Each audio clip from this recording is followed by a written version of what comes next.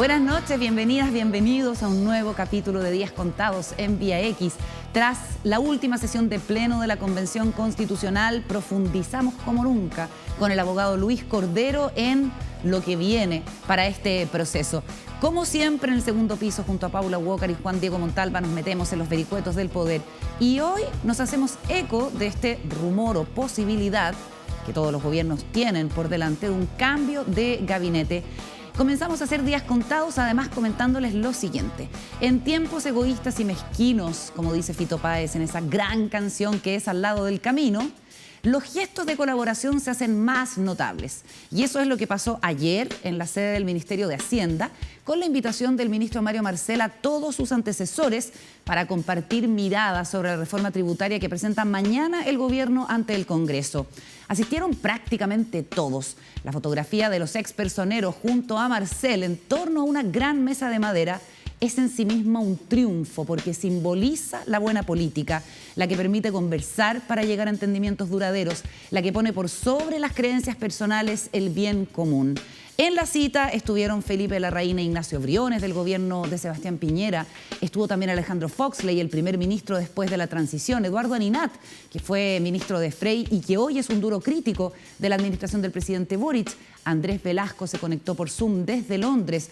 Rodrigo Valdés, Manuel Marfán, Nicolás Eizaguirre y hasta Alberto Arenas, el primer ministro de Hacienda de Michelle Bachelet en su segundo periodo, que intentó llevar adelante una reforma tributaria que no prosperó y de quien prácticamente no volvimos a oír hablar.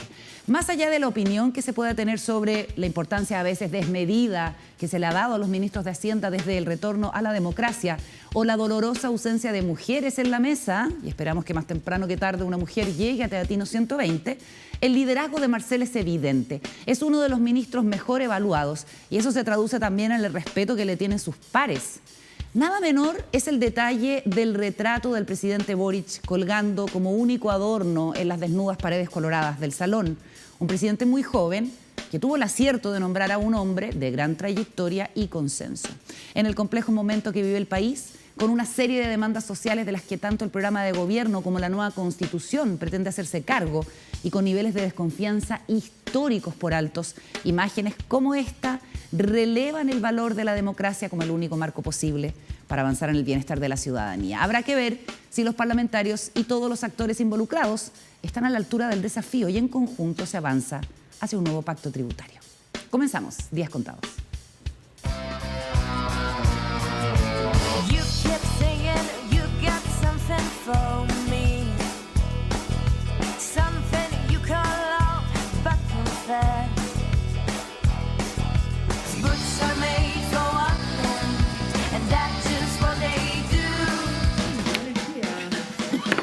Iniciamos con mucho ánimo, con bromas entre los integrantes de este segundo piso, esta sección que compartimos como cada noche junto a Paula Walker y Juan Diego Montalva. ¿Cómo estás, Paula? Bien, Carolita. Hola, Juan Diego. Hola, Juan Diego. Buenas noches, Carolina. Bueno, abramos de inmediato nuestra sección para entrar en todos los detalles de lo que está pasando en los círculos del poder.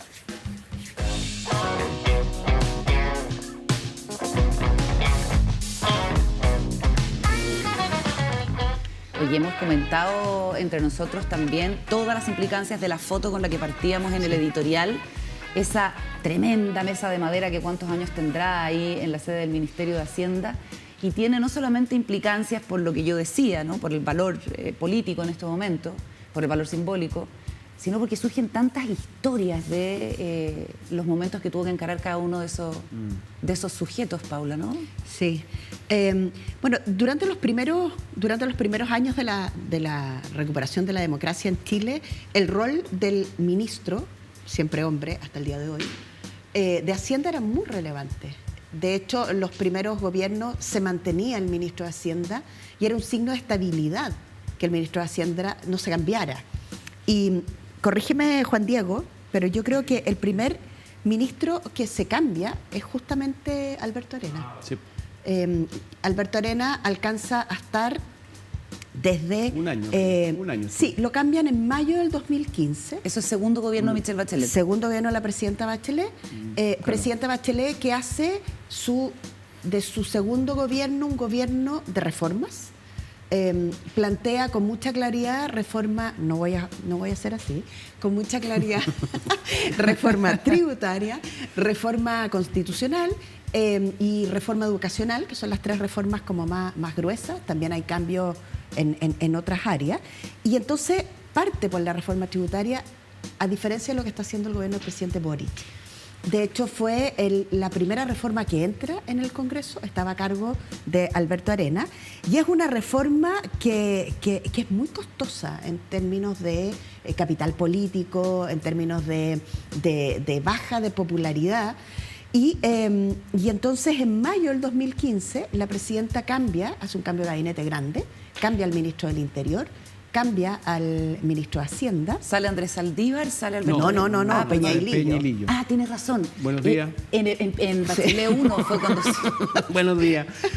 Hola, estamos Carola, en ¿cómo días estamos? contados. En Bachelet. Oye, ¿qué son?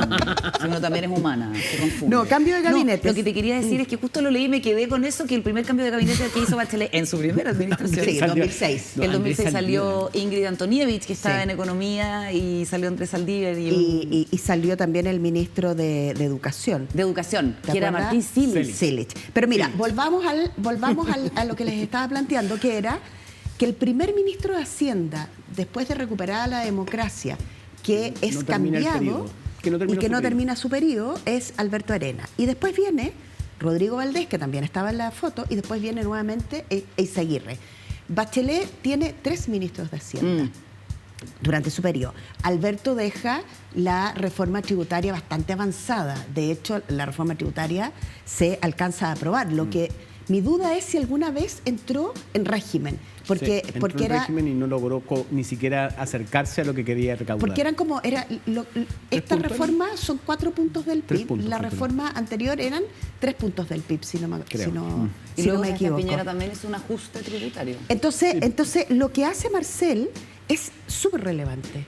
Marcel logra juntar, yo pienso que por primera vez, a todos los ministros de Hacienda para presentarles la reforma tributaria y para hacer como un prelegislativo, porque finalmente todos los ministros de Hacienda son también referentes para sus coaliciones políticas. Claro, para sus Entonces, sectores.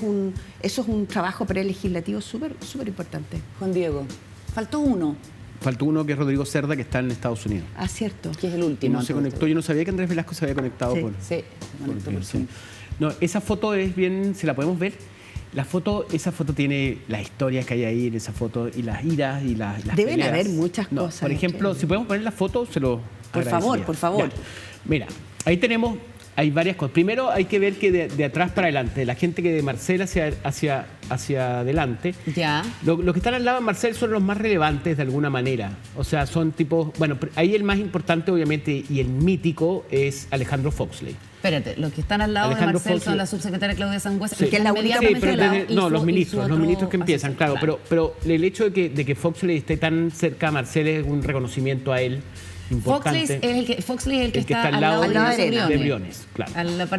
Entre Arenas y Briones. Claro, él es una Ahí persona está muy Alberto. relevante, es como el profesor de todos estos niños que están ahí, que fue el que llegó con el retorno a la democracia y le dio un crecimiento y un boom económico a Chile impresionante.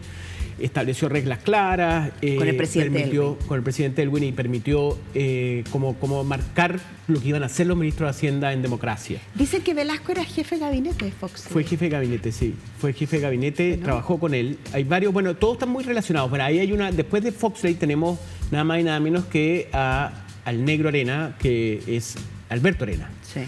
Alberto Arena yo creo que debe ser de las pocas personas que odia tanto a Izaguirre, que está al frente. Que lo está mirando. Y se miran, ellos dos están mirando, es impresionante. Izaguirre era ministro de Educación cuando Arenas llega como ministro de Cuando Hacienda. asume el gobierno. Segundo Izaguirre, y dada la cantidad de equivocaciones que tiene Alberto Arena y las dificultades que tiene, como que no logra aterrizar Arena como engendra la ausencia de efectividad en una reforma tributaria.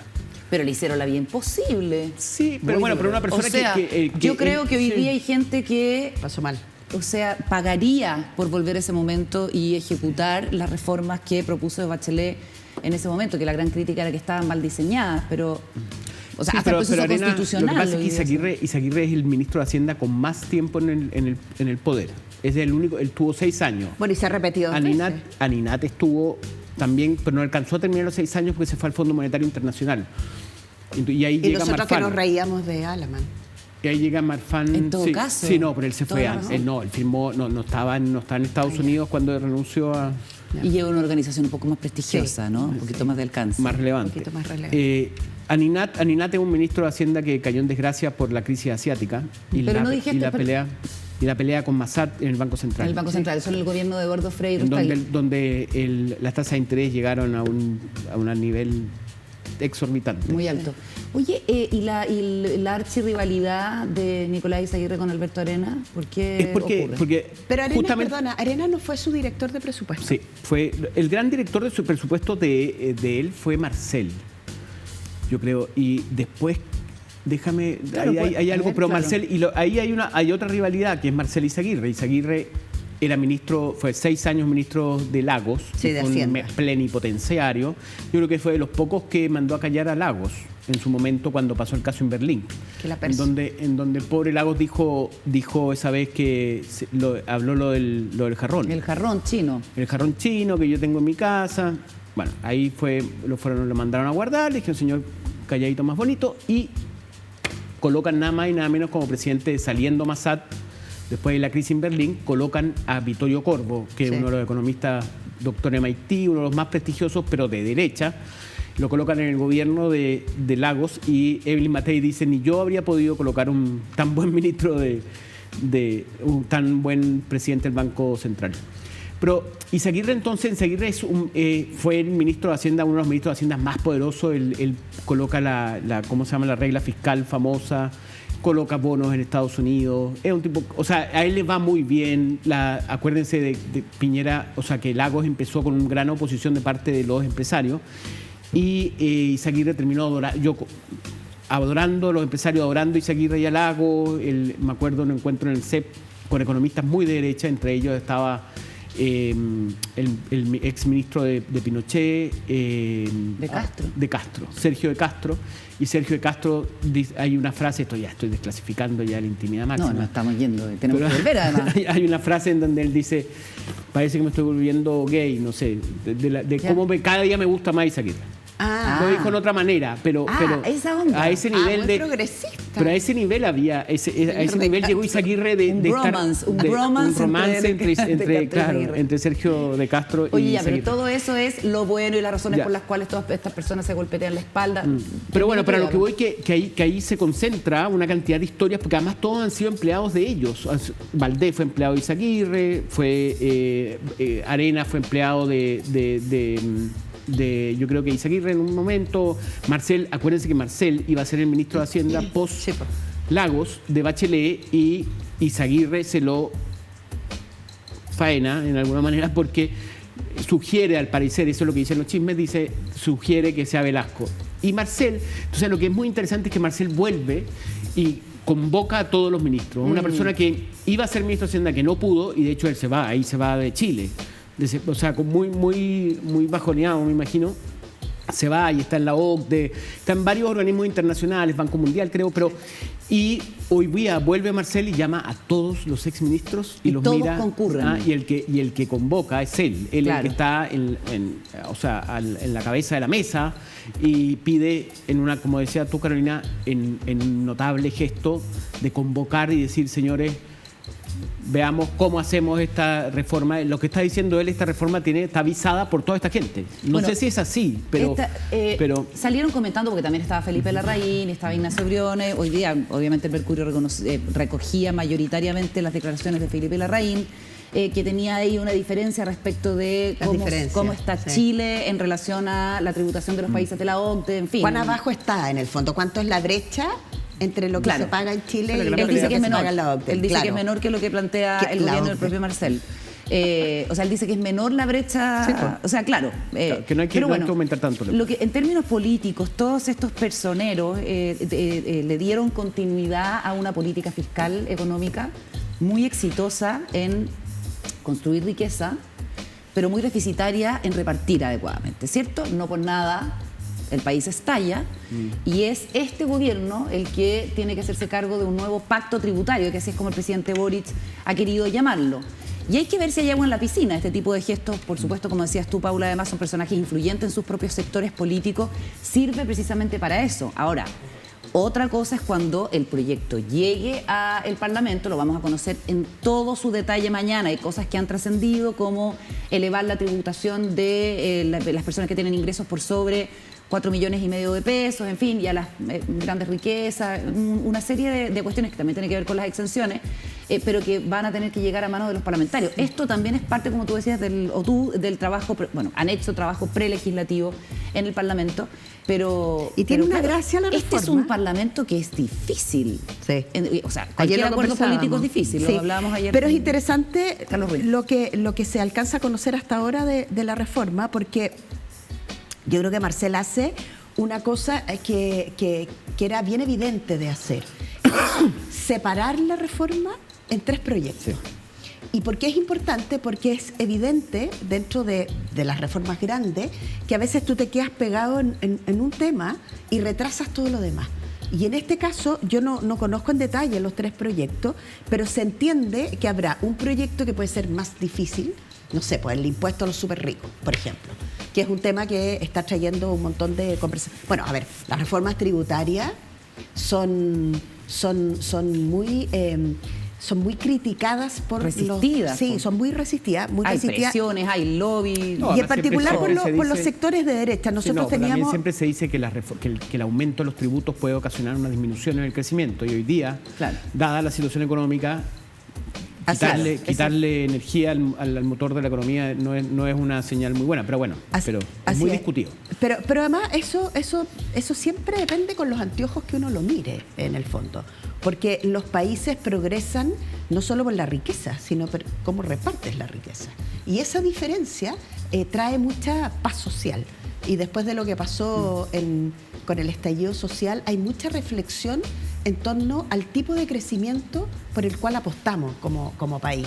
Lo decía recién la Carola, un crecimiento que simplemente separa a un grupito minúsculo de la población, de la gran mayoría de los chilenos y chilenas. Es un crecimiento que te sirve un tiempo, pero después al final es un globo que te estalla en la cara. Entonces lo que está haciendo el ministro Marcel, juntando a todos, las declaraciones, fíjense, Valdés dice: salgo tranquilo de esta reunión, después que le explican cómo hacen la reforma tributaria. Arena, van a pagar más los que tienen más, que era el emblema central de la arquitectura de la reforma tributaria de la presidenta Bachelet, y que luego empezó a diluirse. La cocina. Claro, la cocina empezó a transformarlo eso entre que en realidad ya no eran los súper ricos, sino que empezó esta fantasía en un punto que no era tan fantasía la clase media. ¿Se acuerdan que iban a terminar? Bueno, eso es otro tema. Y el concepto de la cocina no fue precisamente a partir de esa reforma tributaria. Ese fue, sí, ahí fue Andrés Saldívar. Y fue Andrés Saldívar el que dijo... ¿En la casa de Juan Andrés Fontaine? Sí, en la casa de Juan Andrés Fontaine. El economista de derecha, ministro de Piñera. Ahí aparece Juan Andrés Fontaine como personaje en la historia, así que antes nadie lo conocía. Sí. Y aparece con sus tirritas de cuero. Ahí lo conocimos. Ese es Bernardo, el hermano. Ese es el señor constituyente. ¿No fue Bernardo, la casa de Bernardo? No, ya no sé. Bueno, no sé, alguien nos soplará. Pero la frase de Andrés Saldívar, ¿cierto? Sí, la frase de Andrés Saldívar yo creí que era en la casa de... Pero nuestro veloz equipo de producción lo va a confirmar rápido. Pero bueno, 3 proyectos que no se estanque ninguno, que alguno va a salir más rápido que el siguiente, y que además están puestos ahí para financiar propuestas programáticas del gobierno. Por lo tanto, es muy, muy, muy relevante. Y ahora va a venir una discusión. A nosotros, me acuerdo con la presidenta Bachelet cuando estábamos en campaña, la gente, sobre todo de sectores más conservadores, no podían creer que hubiera ganado una campaña prometiendo reforma tributaria. Y cuando llegó la reforma tributaria, los reclamos, los reclamos eran justamente: ¿por qué va a ser la reforma tributaria? Entonces, la presidenta le decía: llevo un año diciéndoles que voy a hacer reforma tributaria, y ahora que mandamos la reforma tributaria, ustedes se sorprenden. Entonces, es siempre un pedacito de la discusión política muy intensa, revive todos los fantasmas y los argumentos son, si uno revisa la literatura de los últimos 25 años... ¿Siempre los mismos? Los mismos. Siempre los mismos. Pero la reforma tributaria, el gran actor, o sea, el que hay que sacarse el sombrero ahí que hizo, como ven, soy bastante hincha de Foxley. Pero Foxley fue el primero que hizo reforma tributaria con el apoyo del voto de Piñera. Y estábamos con una inflación alta a inicios del gobierno de Patricio Aylwin. Pero además estábamos con unos indicadores de pobreza escandalosos. Sí, ahora, respecto... El gran argumento que da la gente en que está en contra de la reforma tributaria es que el aumento de impuestos puede desacelerar la economía. Eso es materia de discusión hasta el día de hoy, nunca nadie lo ha confirmado, te dicen algunos es verdad o no es verdad. Hay varios elementos, pero indudablemente el hecho de quitarle dinero al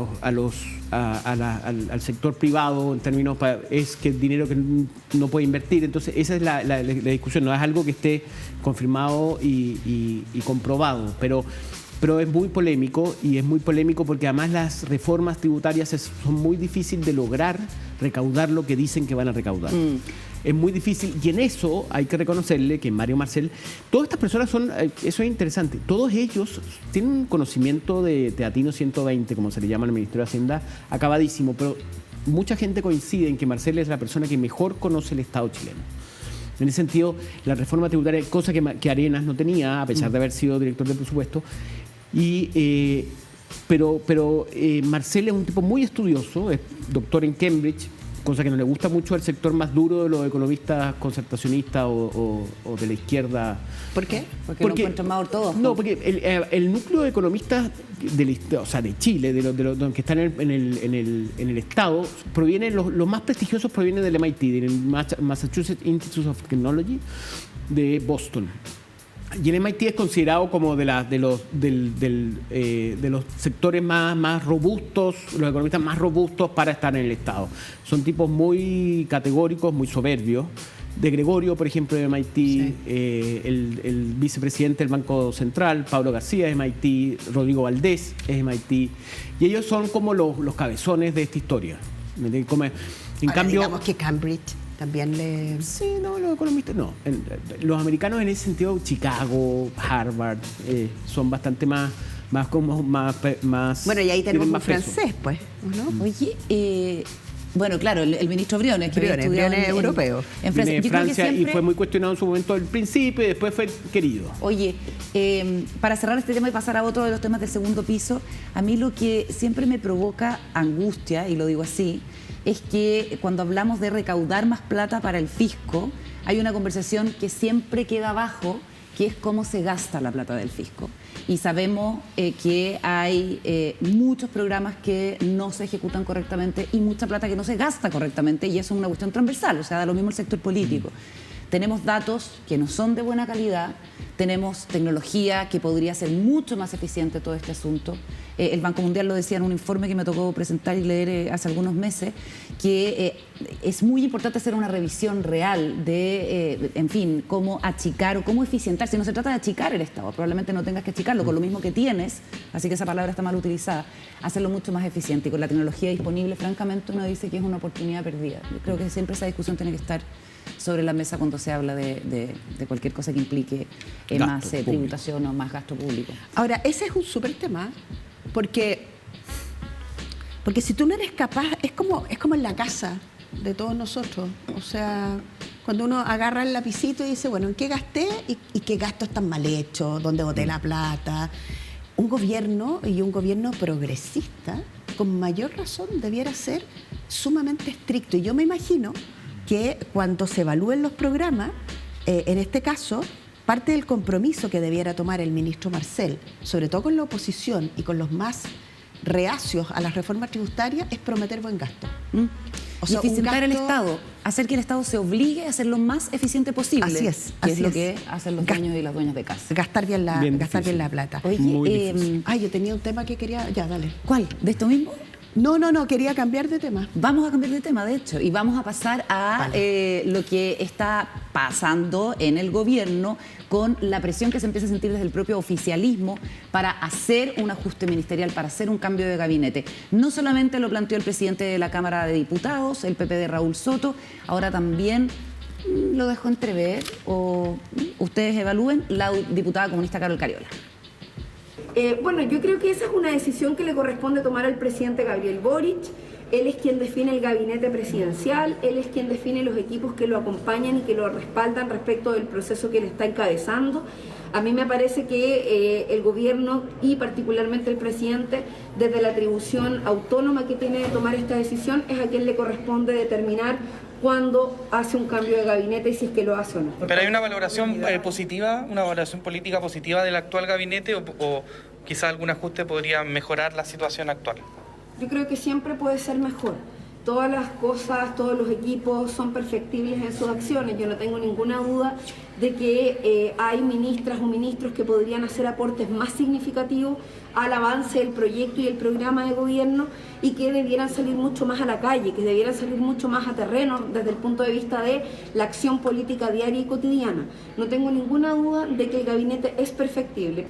Bueno, lo más notable del momento es cuando dice la diputada Cariola que es bombera. No, por eso le había sonado el teléfono. Soy Total. bombera, soy Notable. bombera. Total. Pero además tiene como, es una figura literaria, ¿no? ¿Cómo? Soy bombera y voy a apagar incendio al gobierno. ¿Sí? ¿Ah? Mira. Ha sido Yo interesante encuentro- el punto de vista que ha tomado la diputada Cariola porque ha sido Sí.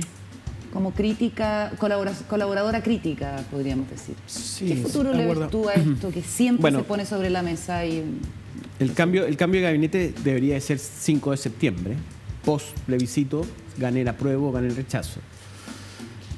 Ahí debería de haberse... ¿Pero eso es un dato o una Es un dato. interpretación o una...? Ay, un dato, en mi reporteo. no sé.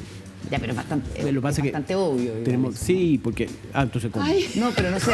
eso se llama Y tú aportillar. tú no dijiste nada. Es un Eso dato. se llama después, aportillar bastante un obvio, análisis. No, bastante, no, sí, ya, bueno, Es no digo bastante nada. No, obvio tu dato, dejémoslo o sea, así. Ya, es tu fuente de No, registro. yo dejo opinar. No, pero es evidente que tiene que ser el 5 de septiembre y ahí Si es que dependiendo... gana el rechazo, porque si gana el apruebo... También. También. O sea, es una oportunidad para Es hacer una el cambio. oportunidad. Claro.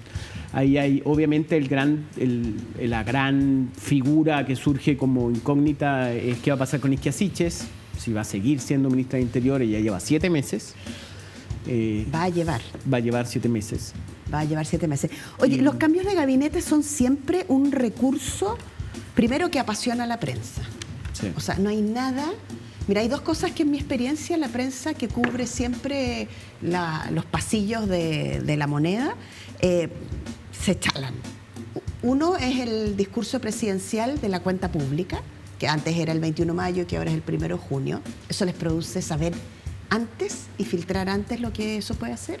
Y lo segundo son los cambios de gabinete. Informar antes, con fuentes totalmente fidedignas. Como la digas. fuente de nuestro amigo. Fuente. Oye, es que 100% verdad. Es que no, uno lo vi, no, yo te lo no, digo se que mueren, yo que estaba se al otro mueren. lado. O sea, cambios de gabinete, cuentas públicas Se vuelven- y elecciones son, pero las Bueno, y yo el he visto- primer gabinete es... Sí, ese no. sí Sí, ya el es- Y déjenme, el anuncio. lo que hace Sí. la gente, que se paran en los estacionamientos, se asoman por debajo de la puerta, se infiltran y entonces aquí estamos en el salón y Excelente, llegó la excelente, familia de no los sé qué. colegas, Bueno, claro. y ahí yo creo que esta versión tiene, me parece súper luego, o sea, llevamos 104 días. Eduardo Frei Ruiz Tagle lo tuvo, creo que el cambio de gabinete el primero es 6 meses y saca a Germán Correa, que era su ministro de Interior. Que lo paseó en la carroza, ¿se La acuerdan? pasó en la carroza y después lo pateó. creo que el récord en todo caso lo tiene Michelle Bachelet. Yo pienso que sí, la En su presidenta primer Bachelet, gobierno, lo juro. 4 meses. 4 meses. A Andrés Saldívar. Cuando sacó al ministro, sacó Interior, sacó Economía, Y sacó educación. no, fue Interior y Educación. Economía y Educación, Sí. fueron los 3 que salieron. Claro, muchas veces esos movimientos son como de refilón, se podría decir. Sí, que, o sea, por no son- equilibrio. para mantener los Se equilibrios. aprovechan otros, o Por sea, ya que equilibrio. vamos a cambiar, Ahora, cambiemos. la diputada Cariola dice, el gabinete es perfectible, Ya está, ya tiró la cadena. lo cual es lo suficientemente... O sea, es lo muy que- señorita. Pero lo que quería porque haber yo- dicho ahí es... Es muy la buena verdad, política, Carol Cariola. No, Lo que de debería verdad, haber dicho, muy buena lo que debería haber dicho ahí es decir, yo no voy a opinar sobre una decisión del presidente, Exacto. podría haber salido. Obvio. Ella mandó Hay un recado. un golpe duro. Claro, porque tú puedes hacer dos cosas. No voy a opinar porque eso le corresponde al presidente, que es lo que dice todo el mundo, una. Y la otra es decir, sí, por este y por este, que es como lo que no hace nadie. Claro, ¿no? exacto. Entre medio, tú dices, es perfectible. Le preguntaron al al ex ministro del Interior, José Miguel Insulza, y entonces dijo, es pronto. Es pronto. Es pronto. Y el presidente hoy día, en Arica, dijo algo. ¿Sigue en Arica? Sí. El presidente va a estar en Arica como 2 días. Y entonces dijo que... El presidente dijo que... No lo tengo acá. Espérenme, ya les voy a... Algo dijo. Pueden improvisar y yo busco. Tenemos la declaración del presidente. Sí, bueno, pero el punto aquí yo creo que Isquia Siches es obviamente el gran tema, y en eso hay maldad de parte de Carol Cariola, creo yo, porque Isquia Siches está sola, sabemos que es parte de este grupo, del grupo que estuvo en el Congreso, que estuvo en las movilizaciones estudiantiles, entonces es dejar la pelota botando ahí, como... Y el otro que a mí siempre me pregunto yo y que he preguntado es Jackson, que dicen que nunca sobre su cadáver Boric sacaría a Jackson. Claro, pero ¿sí? es que y todo este sonido, todo este ruido empieza precisamente por la gestión legislativa de Giorgio Jackson. Sí, más que por el tema de Isquia Siches. Isquia Siches ya había pasado un poco. Exacto, quedó ahí anotado, digamos, pero ahora el problema es Giorgio Jackson. ¿No lo sacaría de la CEPRES o no lo sacaría del gabinete? Porque podría perfectamente irse a otra cartera. Imagínate, podría ponerlo ¿en qué lo podría poner? No sé, como vocero. No es muy buen vocero. No, Jackson. lo tengo. Mira, tenemos la declaración del presidente Gabriel Boric. Pero es que es interesante lo que dice el presidente. A ver, escuchemos. Porque se junta con Carol. Ahí está. Solicitud de cambio de gabinete. Boric asegura que confía en sus ministros y que todo es perfectible. Seguimos, mismo término. Mismo término. Entonces, interesante eso. Bueno, y lo otro es que efectivamente a los presidentes les cuesta mucho hacer cambios de gabinete. Sobre todo si son sus íntimos amigos. Mucho. Bueno, Bachelet lo hizo con don Francisco. O sea, bueno, le costó, en el segundo gobierno... Le costó tanto que tuvo que don Francisco se lo quitó. ¿Te puedo decir cómo se vivió eso? No. Yo estaba trabajando en Canal 13. Me puedo imaginar. Bueno, además de eso, estaba trabajando en la radio, en fin, pero no me acuerdo si fue ese cambio de gabinete o algún otro cambio de gabinete que me tocó, esta anécdota personal, el día de mi cumpleaños. Entonces mi turno, ponte tú, terminaba a las 3:30 de la tarde en el canal. ¿Estás en mayo? Y me iba. En mayo. Entonces estamos hablando de ese, ¿viste? El 8 de mayo. Sí. Entonces y me dicen, Carlos, te tienes que quedar hasta... Ya. Y espera hasta que... Y es como, qué entretenido que me va a tocar el cambio de gabinete.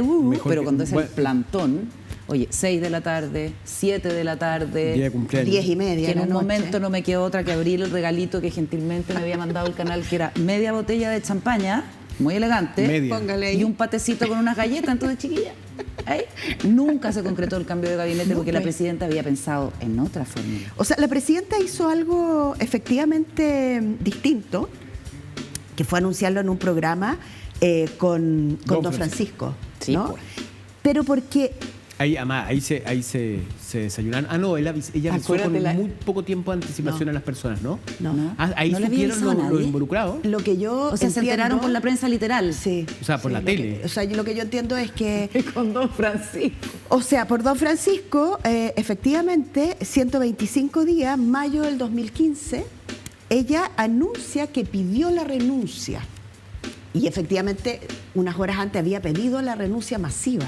Y el único que confirma en ese momento es al canciller, porque el canciller estaba en La Haya. Era Foxley. No.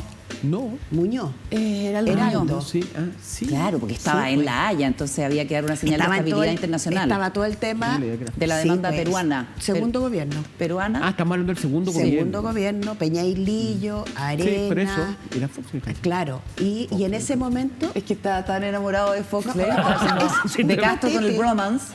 Sí, me encanta no me toquen a Foxley. Me encanta que hayas destacado. Oye, espérense, retropolítica. Miren, en ese momento sale Peña y Lillo, Interior, Arena, en Hacienda.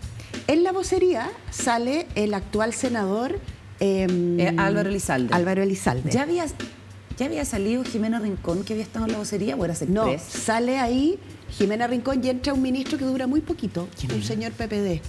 Que dura algo así como... Sí, bueno, de hecho... Nada. ¿Pero no es de la Fuente? Sí, es de la Fuente. No, pues de la Fuente es el tercero. Entre medios está de la Fuente Insunza. No. Coque Insunza, que tuvo que lo salir sacan por el problema minera. asesoraba minera. Jorge Insunza. Y eso duró muy poquito. Entonces, en ese minuto, lo que hay es una pedida masiva de renuncia y lo comunica oficialmente la presidenta en ese programa porque la tensión interna era muy grande por poder sacar sobre todo al ministro del Interior. Y ¿Pero de tú estuviste pasada... en la decisión de la presidenta de contarlo? No. ¿Y qué crees tú que...? No, eso fue una decisión pensó? que tomó la presidenta con otras personas. No, yo no estuve en esa decisión. ¿Pero ya estaba invitada al programa Sí, Don pues. Francisco? O sea, eso ya Sí. se veía, estaba Sí, agendado. no, eso estaba agendado. Ahora, y tú lo que tienes que había... haber visto que fue muy había desconcertante. movimientos internos que te daban alguna señal de lo que iba a pasar. Sí, bueno, pero lo de tomar la decisión de decirlo con don Francisco, no, eso no... Ahí nació el meme de Don Francisco Sí, con la cara de con impacto. con la cara de impacto. Entonces, a los presidentes les cuesta mucho tomar esas Y decisiones. en ese caso era muy impresionante porque estaba matando a su hijo. Sí, pues ya había mucha cercanía a la presidenta de Chile Con Peñalillo. con el entonces ministro del Interior. Entonces eso era muy difícil. Y terminaba con buena parte de lo que había sido, además, el equipo de campaña. Que había sido, claro. Arenas. Arenas, Peñailillo, Elizalde, que era su vocero junto con Javiera Blanco. Javiera es de las pocas que queda todavía en el gabinete. Acuérdense que... Ministra de Justicia. Claro, y Elizalde era junto con Javiera Blanco. Los dos eran, ¿cómo se llama? Venían de la época de campaña. De hecho, eran vocería de campaña. Entonces fue un movimiento mayor, pero habían pasado ya un año y un par de meses. ¿Se fijan? Entonces, y costó harto ese cambio de gabinete. Fue Lo bastante- pasan mal los presidentes. Y eso hay que decirlo, que tomando lo que dices tú, Paula, que de ahora en adelante los ministros van a estar muy mal, pasándola muy mal, porque todos se empezó a correr el cronómetro de cuánto tiempo les queda. O sea, Isquiasiche, Jackson, todas las críticas que hayan a los ministros o dificultades que hayan en las carteras, ¿Y va a sabes lo ser que pasa? tomado como un posible, seré yo la próxima. Sí, y se paralizan. Tenemos Claro. 2 meses. Se paralizan. ¿Quedan 2 así? meses. ¿Cuánto queda ¿Para qué? para el 5? 3. No, Julio. ya. Ah, no, 2 nomás. 2, ¿Para qué me ya. preguntas? Bueno, Carolina, Si hoy ya. día estoy un poco, qué sé yo, lenta. Aló, buenos días. Oye, en su momento, cuando se nombró al gabinete del presidente Gabriel Boric, me acuerdo que uno de los comentarios era, tiene muchos costos nombrar a gente muy cercana a ti en tu círculo, en tu gabinete político, digamos, en tu comité político, porque te cuesta más echarlos, pues obviamente vas a tender a protegerlo, vas a tener una mirada distorsionada sobre las críticas que se le hacen a No, estas y además personas, tú porque tienes un le puedes elemento seguir dando afectivo. trabajo, tú lo puedes mandar de embajador, pero el efecto sobre esa persona es... Aparte que o sea, son es- tándem político. Bueno, y con Camila Sí. Vallejo también. Camila Vallejo va a quedarse ahí porque francamente... Pero además porque lo ha está hecho muy bien, estupendo. lo ha hecho estupendamente. Estupendo. exacto. El problema es que hay A no ser que la momentos... quieran mover interior. ¿Qué cambios harían ustedes a todo esto? A interior no creo. Yo creo que... Yo creo que este gobierno en Interior va a tener muchos ministros y ministras. Sí, ¿ah? Sí, porque es muy complejo. O sea, ese es un puesto súper difícil. Hay 2 puestos en los gobiernos que son muy complejos. Después la gente se puede pegar con Doro y hay que cambiarlos porque se equivocan. ¿Qué se puede Claro. pegar? Equivocaciones con Doro. Pero tienes 2 puestos que son difíciles. Uno es Interior.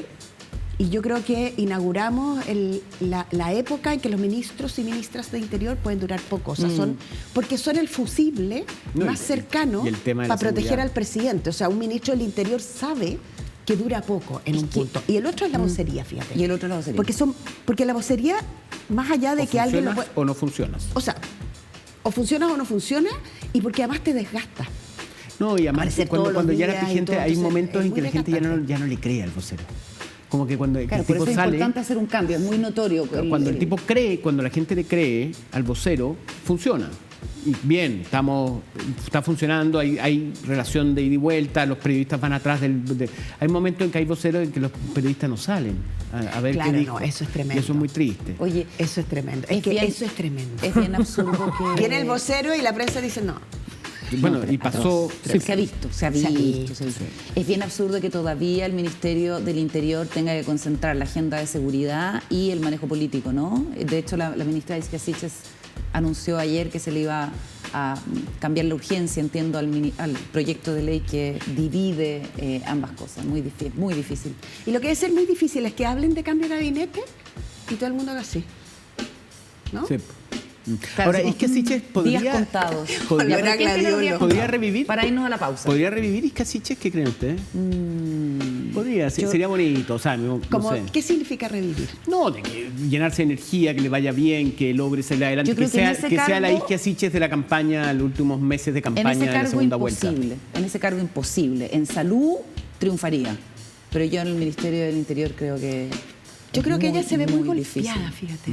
Físicamente es una mujer que se ve... Genera simpatías, genera simpatías, pero no tiene a nadie que lo apoye en términos de partidos políticos. Yo creo que genera antipatías también, fíjate. ¿Sí? Yo creo que se la ama o se la odia. Es un tipo de personalidad que... Ya, días contados, Isquia Siches. Isquia, Jackson. Hablemos de sus carteras, no del gabinete. La ministra de Salud puede ser, sí. Ahí habría un enroque fácil. No sé. ¿Paula?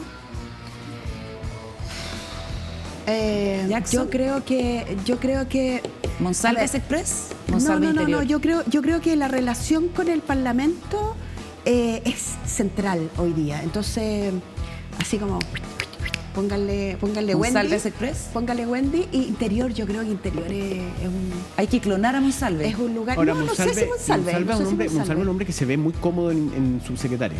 El poder de un subsecretario de Interior es gigante. Un cargo gigante. bien relevante. Eso sí que es un tanque. Sí. A la vuelta hablamos de la última sesión del Pleno de la Convención con Luis Cordero, el abogado panelista de Días Contados. Antes, dos cosas. La foto del recuerdo de lo que hemos estado hablando. Ahí está. Cuando Bachelet dejó a don Francisco con la boca abierta, historia de un meme nacido en un... ¡Uy, la cara de afligida de ella! ¡Qué horror! No, ella lo estaba pasando mal. ¡Uy, que mira la aflicción! Sí. No, fue un momento francamente shakespeariano. Wong tiene algo que contarnos. Iniciamos este nuevo bloque saludando a nuestro panelista, el abogado Luis Cordero, con quien hemos hecho todo este recorrido sobre el trabajo de la convención, que está, como ustedes saben, llegando a su final. ¿Cómo estás, Luis? Buenas noches. Bien. Buenas noches. Vamos a comentar lo que ha pasado en el último pleno y también lo que deja la actividad de la convención. Pero antes hablemos brevemente de lo que pasó ayer en el Senado con el rechazo del nombramiento de 2 ministros del Tribunal Constitucional que tienen que ser renovados y que había sido aprobado en la Cámara de Diputados. Recordemos que se hace un acuerdo político. La abogada Alejandra Prej iba por, podríamos decir, la exconcertación, la DC. Y en el caso...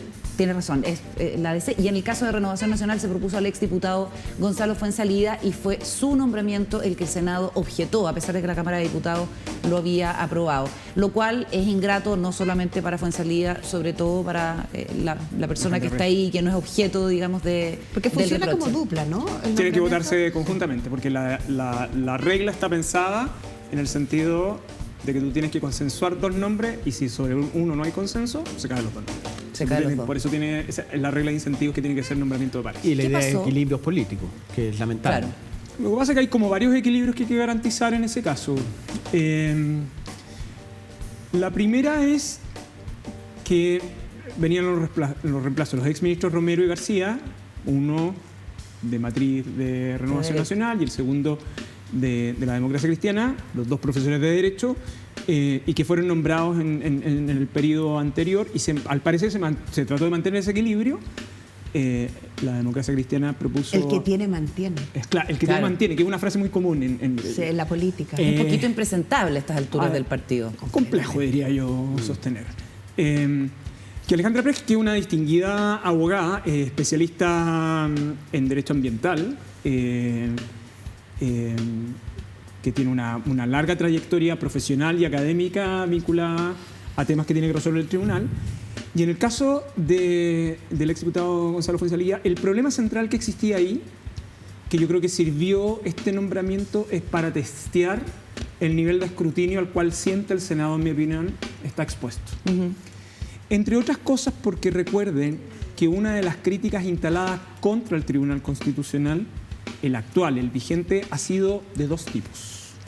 Uno, las competencias y por lo tanto el nivel de incidencia que tiene en el sistema político. Y segundo, cómo se han ido nombrando ministros que en verdad responden más a lealtades políticas que a especialidad técnica. Claro. Entonces lo que ha sucedido es que, de hecho, la administración Boric ha nombrado a 2 ministras del tribunal que son de su directo nombramiento, pero la particularidad no solo que son 2 mujeres, sino que además son 2 académicas con mucha trayectoria, con indiferencia de sus preferencias políticas.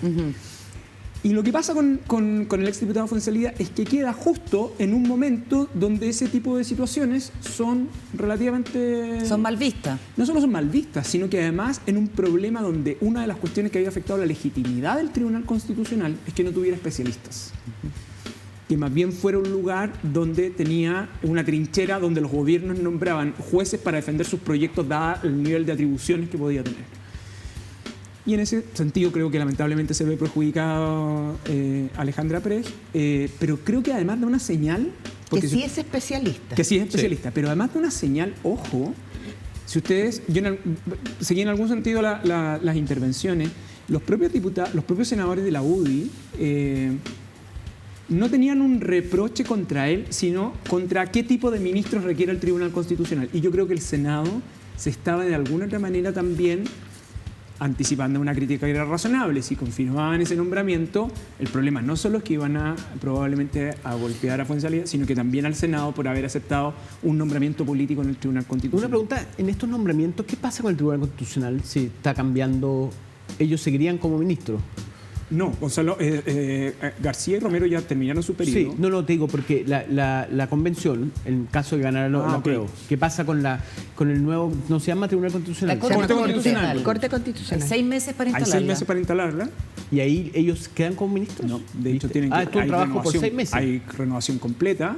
Los que están y que tienen menos de la mitad de su periodo pueden postular nuevamente, pero bajo las reglas del nuevo sistema. Entonces, de hecho, en el borrador de nueva Constitución, esa es una de las instituciones directamente impactadas. Sí. O sea, y ya que empezamos a hablar del borrador de la nueva Constitución, abrimos nuestra sección Bandera con Compañía.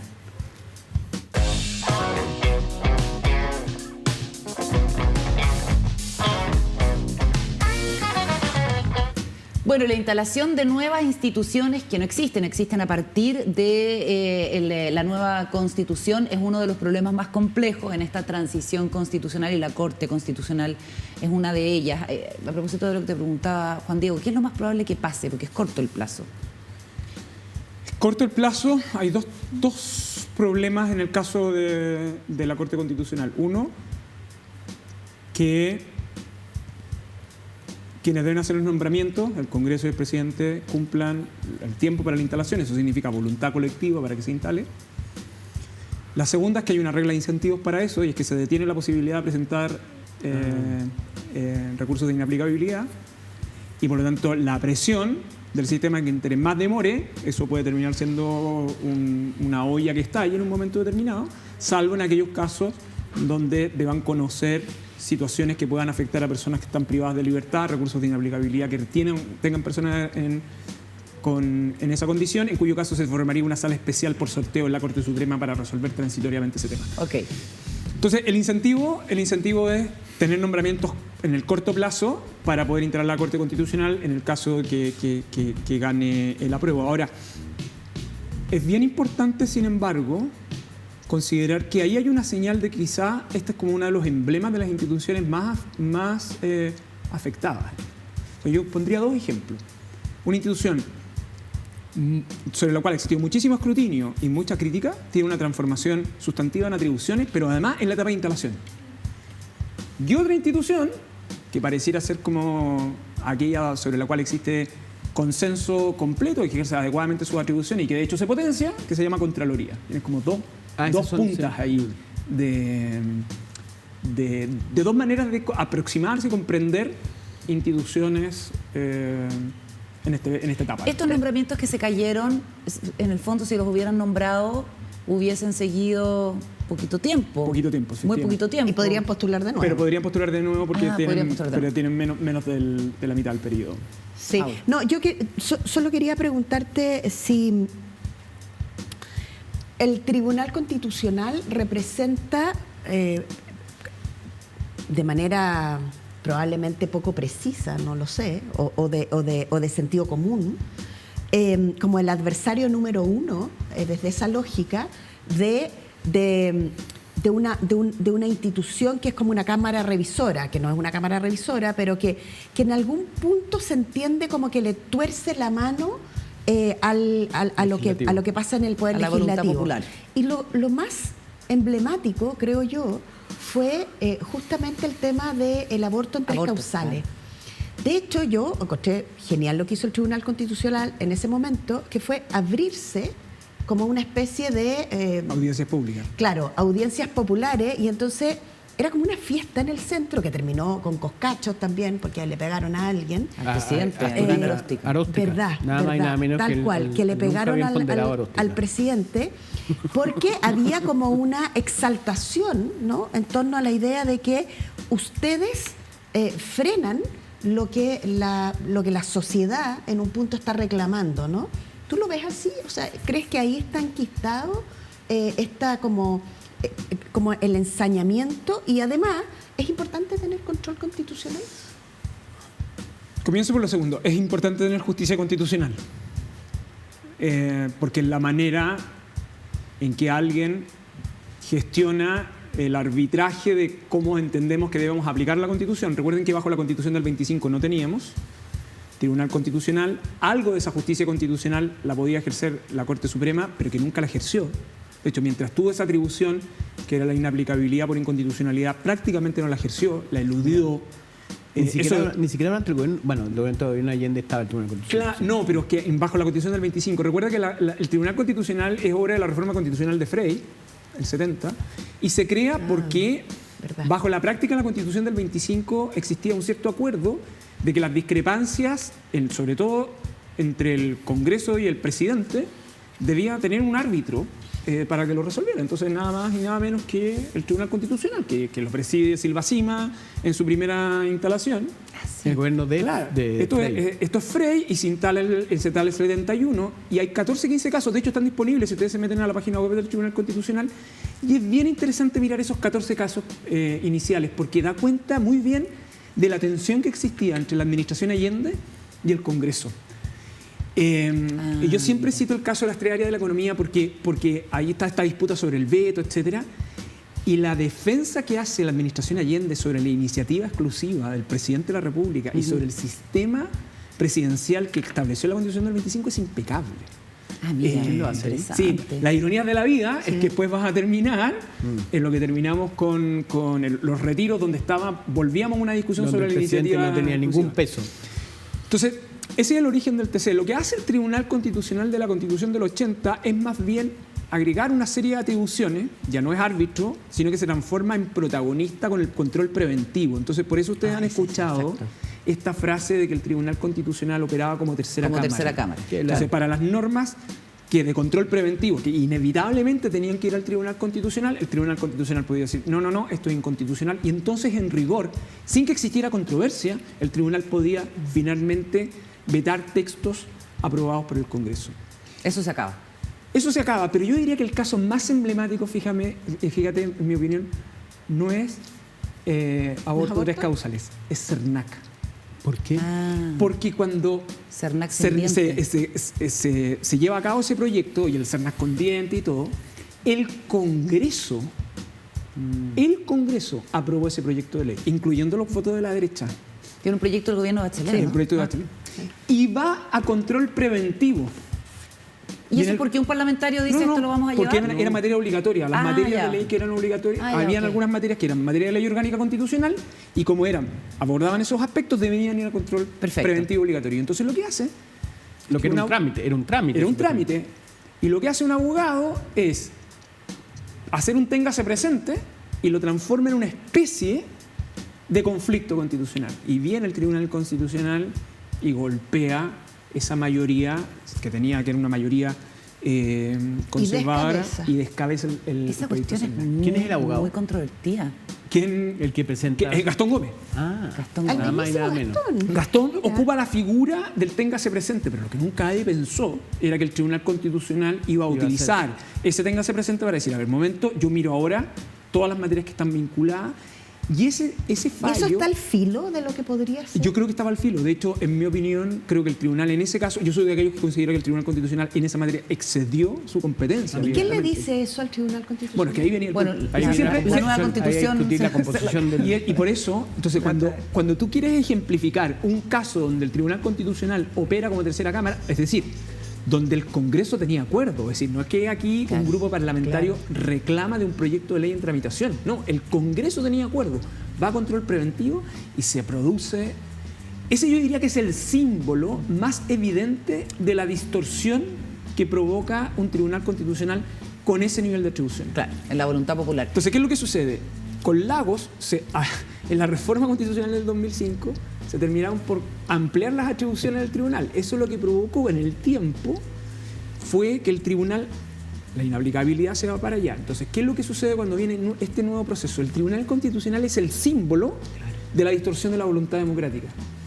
Entonces, por eso muchos convencionales querían suprimir el Tribunal Constitucional, pero no te puedes quedar sin justicia constitucional. Entonces, la solución es... Perfecto. Vamos a profundizar no solamente en ese tema, sino en todos los temas que en 113 o 117 plenos, creo que fueron los que alcanzó a tener la convención, se fueron desarrollando. Vamos a escuchar algunas declaraciones de lo que pasó el fin de semana con las últimas exposiciones de los convencionales. Cada uno de ellos tenía 6 minutos. Quedaron algunas frases para el bronce. Alta política. Alta política. Pero eso no quiere decir que nosotros generalicemos lo que pasó ahí. De hecho, por eso queremos desmenuzarlo. Pero igual hay frases que tenemos que revisar. Y además, las declaraciones de la presidenta de la Convención, Elisa Quinteros. Este es el punto de prensa en Días Contados.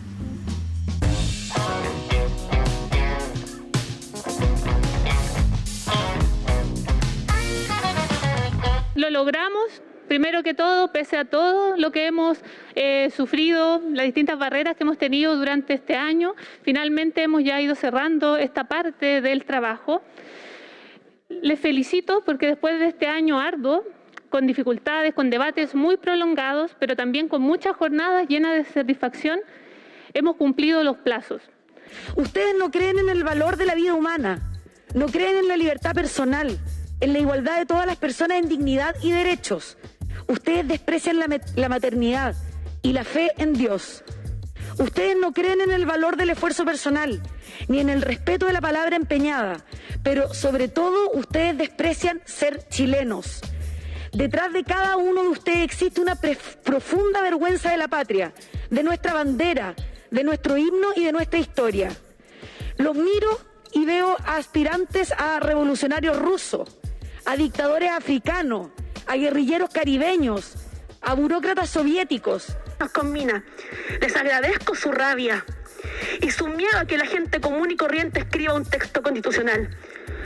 Eso solo ha demostrado de lo que están hechos, de miseria humana que se siente superior por tener unos morlacos más.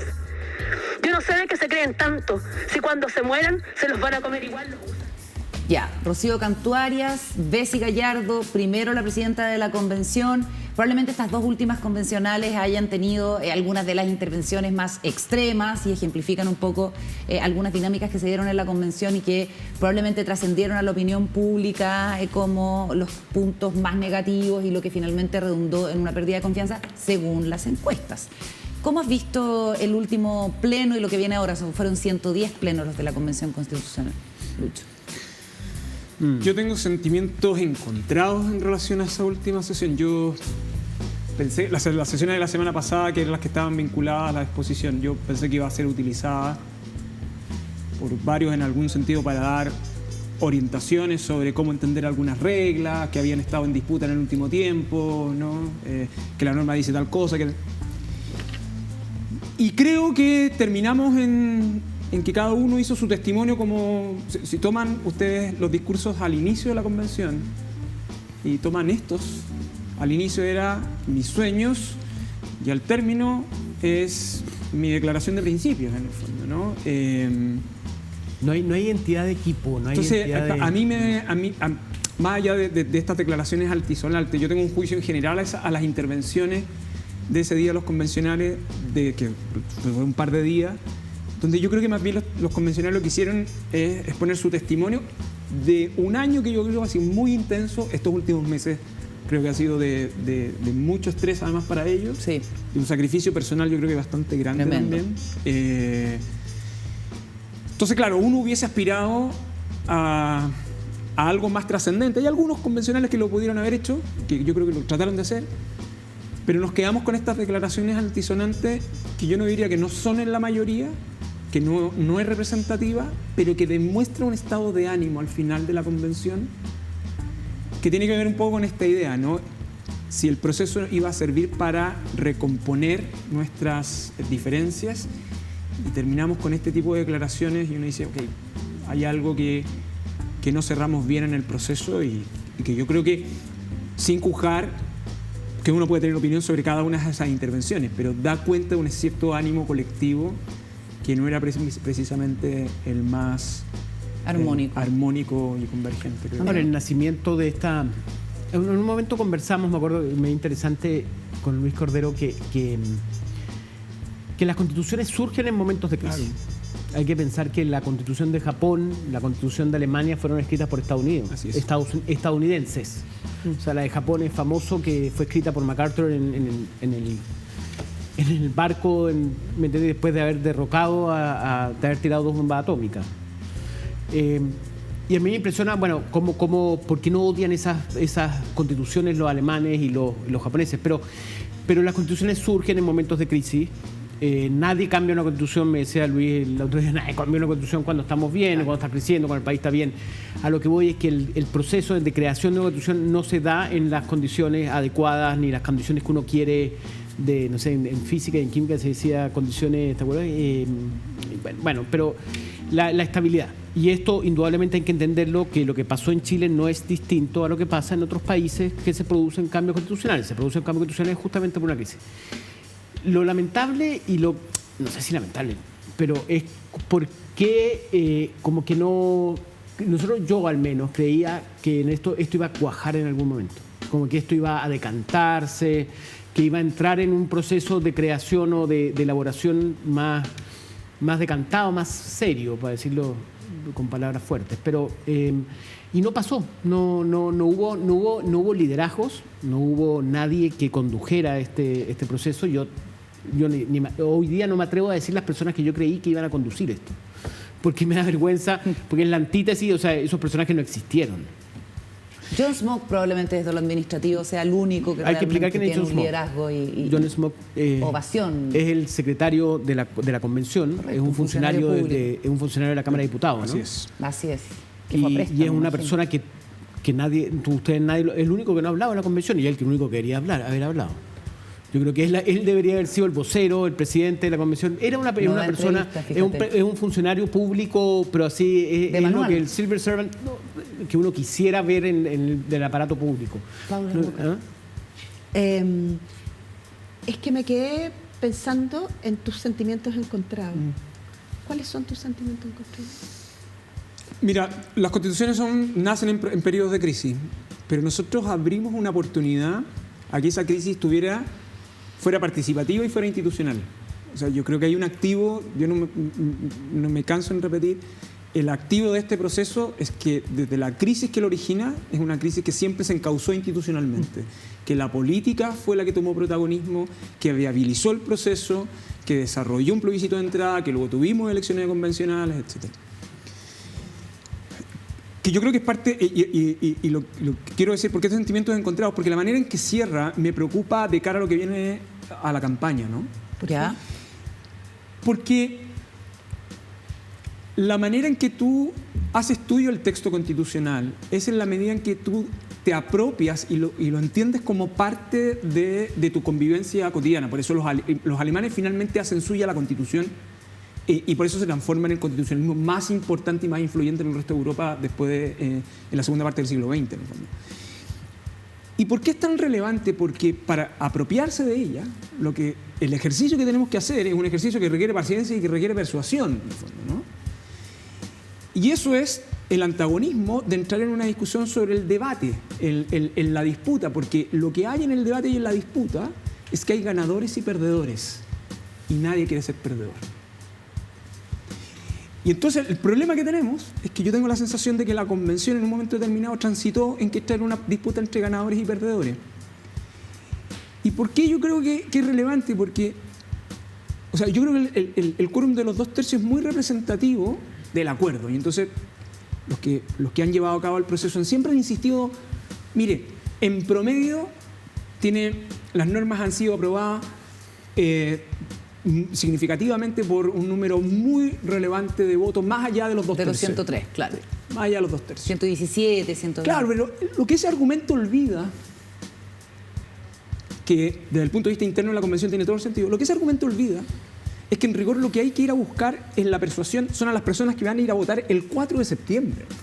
Claro. Entonces pudiste haber tenido más de 2/3, pero lo que en verdad el genuino ejercicio que tienes que hacer es ir a convencer a esas personas que vienen a ir a votar el 4 de septiembre. Primero, que quieren que vayan a votar.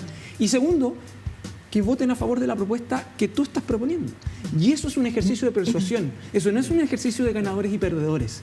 Y creo que en la convención quedó instalada una cierta relación de ganadores y perdedores. Y nadie quiere ser perdedor. Ya, eso en la convención. Pero ¿qué pasa con el texto? ¿Es un texto constitucional de vencedores sobre vencidos? No. Ya. Pero aquí hay una cosa que cuando uno analiza el texto, uno puede tener Detalle. discrepancia, ponte tú. Porque, por cierto, podemos tener debate o discusión sobre el significado de alguna interpretación. Entonces podemos tener evidentemente discrepancias, y esas discrepancias son razonables que se produzcan. Esas discrepancias pueden ser jurídicas, se aplica esta regla, se obliga esta regla, pueden ser políticas, es conveniente o no es conveniente suprimir el Senado, por ejemplo, o pueden ser discrepancias morales en el fondo, que tienen que ver, por ejemplo, la discusión sobre el aborto, ¿no? Correcto. ¿Sí? El problema es cuando cada una de esas discrepancias tiene manera de abordarse de modo distinto. El problema es que acá las estamos juntando, ¿no? Y entonces, como las juntamos, ¿eres de mi bando o eres en contra? Cuando en verdad lo que tienes que tratar de buscar es convencer del por qué, la manera en que tú estás viendo ese problema, la verdad es que lo podríamos solucionar de un modo determinado, o lo va a resolver la democracia más adelante, o para eso necesitamos instituciones sólidas, etcétera, etcétera. Y creo que estamos trabados en esta idea de tratar de separar el texto, que si uno lo analiza aisladamente, uno dice, pero vamos, no.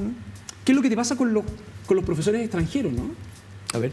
Con los constitucionalistas extranjeros, cuando lo ven, dicen, ha habido mucho interés. ¿Sabe qué? No es malo. Es una constitución del siglo XXI, pone énfasis en los temas importantes, en los ambientales, en cambio climático. Género. Mire qué interesante los temas de paridad. O sea, estamos primeros en el mundo con ese texto.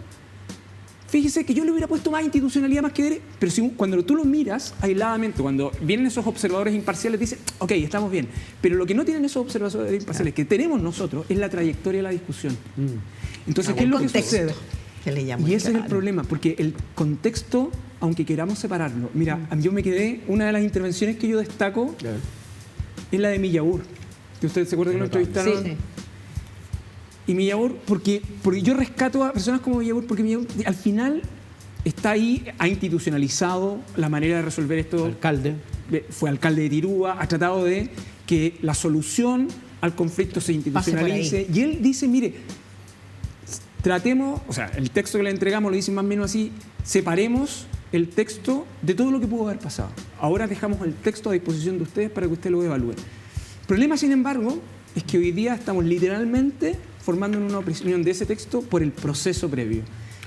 Es como lo que le pasa al gobierno. ¿Cuánto puede separar el gobierno el plebiscito de su gestión? Y creo que el proceso constituyente está intrínsecamente vinculado al texto y es... Qué bueno que me lo digas, porque ese es exactamente el tema que queremos abordar ahora, el tema del gobierno, estos destinos cruzados entre el gobierno y la convención, la aprobación, la desaprobación. Veamos lo que dijo el presidente esta jornada en Arica TV sobre el asunto.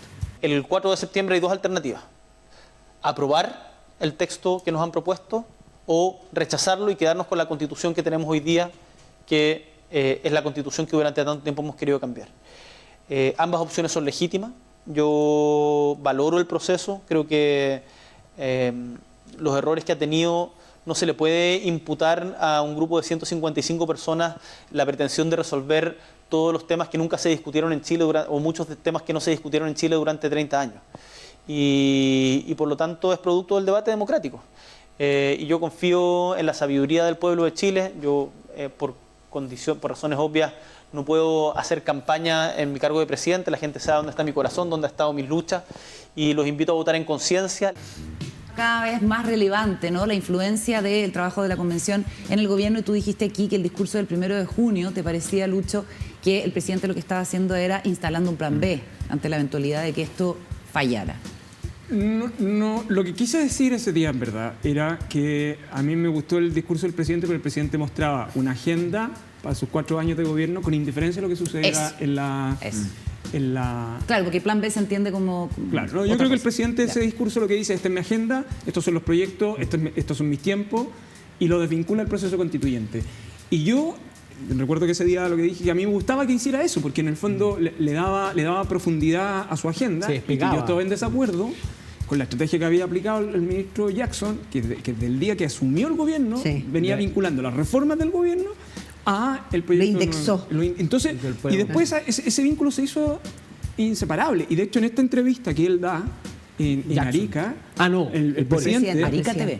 En Arica TV. Saludos a nuestros colegas. El presidente lo que trata de decir es: mi agenda es la que está ahí, es con indiferencia de lo que pasa en el proceso constituyente, y si no tengo mayoría en el Congreso tengo que dialogar. Que me parece que ese vínculo revela bastante bien, en mi opinión, la manera en que él presentó su cuenta pública el 1 de julio. ¿no? Sí. ¿Noté que quedaron deprimidos, Paulo y Juan Diego, después del diagnóstico que hace Lucho respecto del trabajo de la convención? A pesar de que separa el trabajo de la convención con el texto. Yo creo que Luis hace una cuestión que es súper interesante, es decir, transformar la idea de que la conversación iba poniendo el concepto de perdedor y ganador, y por lo tanto iba antagonizando, que no es otra cosa que el reflejo de lo que hemos sido, y que además se profundiza mucho a partir de, y esto es algo que creo y que, bueno, que está bien documentado también, hay una polarización permanente cuando tú discutes todo esto, además a través de redes sociales y con esta sociedad en red, etcétera. Pero lo que quiero puntualizar de lo que dice Luis es que yo pienso que hubo una pequeña farra desde el punto de vista de haberse tomado muy en serio lo que son los procesos comunicativos de las personas. Y en esto no estoy diciendo que una estrategia comunicacional habría salvado el problema. Lo que estoy diciendo, y es algo que se podría haber pensado, y es algo que cada día va a ser más difícil, y es que las personas percibimos las cosas de manera súper irracional. Uno puede poner un texto delante y uno puede ser muy racional en la conversación política o en una conversación pública, y sin embargo las personas empezamos a decir: yo, esta mina es chascona y no le creo. Claro. Esta tiene un tatuaje y no me gustan las personas con tatuaje. Se parece a alguien que me cae mal. Me carga como pronuncia no sé qué. Entonces tú empiezas a valorar la comunicación por cosas súper laterales. Hay muchos estudios, hay un premio Nobel, que aquí me va a apuntar el compañero economista, que es Kahneman, que lo que ellos hacen es estudiar el comportamiento de los consumidores y las consumidoras. Y llegan a conclusiones que son tremendas. Nosotros elegimos irracionalmente lo que elegimos. ¿Para qué hablar del amor? Pero pongámoslo ahí como aquello indescifrable, ¿no? No entremos en ese tema. Aquello indescifrable, pero incluso somos capaces de elegir objetos o de tomar decisiones políticas desde la irracionalidad.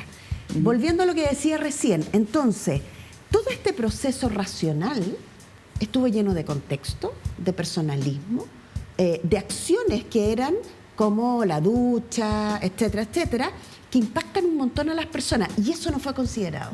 Y se cree, y eso va a influir el 4 de septiembre. Pero muchísimo, porque además, ¿quién se va a terminar leyendo el texto completo de la Constitución? De las normas jurídicas. Van a ser pocas personas. Se nos acabó el tiempo. ¿Un comentario final, Lucho? Sí, yo creo que si hay algo que puede servir estos 2 meses, yo pondría mucha atención en el discurso del presidente el lunes, cuando se entregue la... Correcto.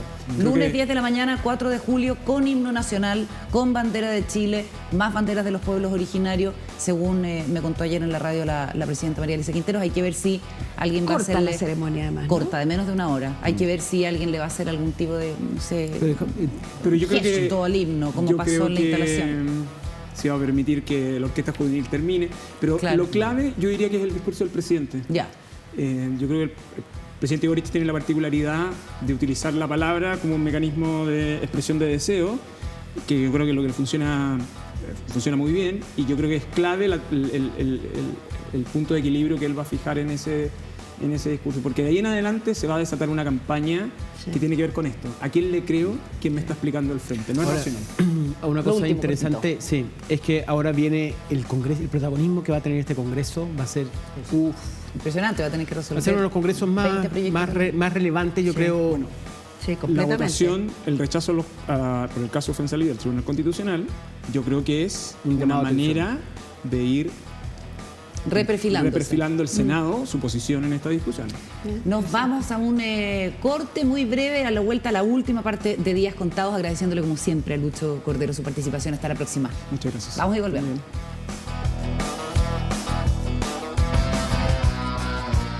Estuvo tan intensa la conversación en el primer bloque entre los tres y en el segundo bloque con Luis Cordero que se nos acabó el tiempo. Pero hoy día es 29, Paula Walker. Día del ñoqui, hoy día del ñoqui, Qué no rico. lo olviden, para compartir. Bueno, mañana nos cuentas sí, si es que mañana les cuento ahí. ¿Y los cocinas de tu casa? Los hago yo. Ay, podrías invitar. Con papa además. Pero esta es una invitación abierta. Bueno, mañana vamos a partir por mostrar fotos a ver si el próximo 29 calificamos para ir a la casa de Paula Walker. Juan Diego, ¿algún panorama? Ninguno. ¿Quieres que vayamos los dos a comer ñoqui y hagamos grupo aparte? No, no sean malos. Vamos a ver. Invítenme. Así se maneja este equipo. Muchas gracias por la compañía en Días Contados. Hasta la próxima.